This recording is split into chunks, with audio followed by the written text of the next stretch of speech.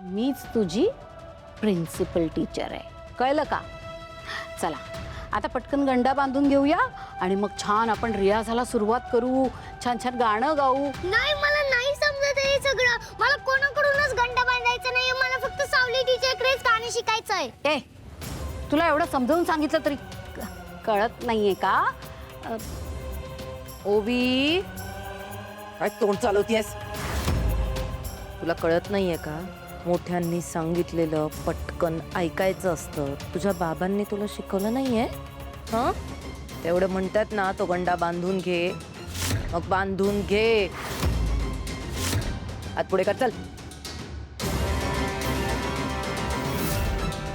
Good girl.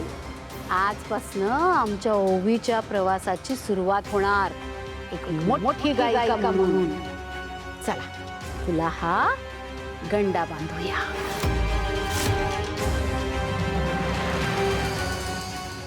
थांबा.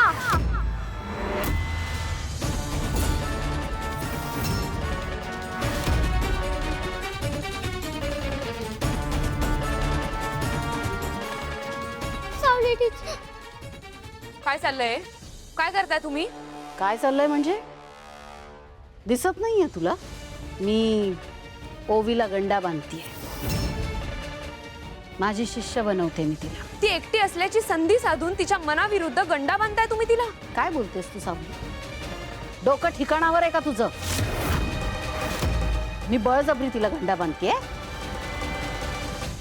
ओवी बाळा, सांग तुझ्या सावली टीचरला. तू स्वतःहून हात पुढे केलास ना? तुझ्या मोनिका काकूने तुला सांगितल्यावर तू स्वतःहून हात पुढे केलास की नाही? सांग तुझ्या टीचरला, सावली टीचरला. ओवी बाळा, घाबरू नकोस बाळा. मला सांग, तुला यांच्याकडून गंडा बांधून घ्यायचा आहे का? नाही, मला अजिबात नाही मारायचा यांच्याकडून गंडा. मला फक्त तुमच्याकडूनच गाणं शिकायचंय. वहिनी, ओवीला आत घेऊन जा. ओवी बा चल.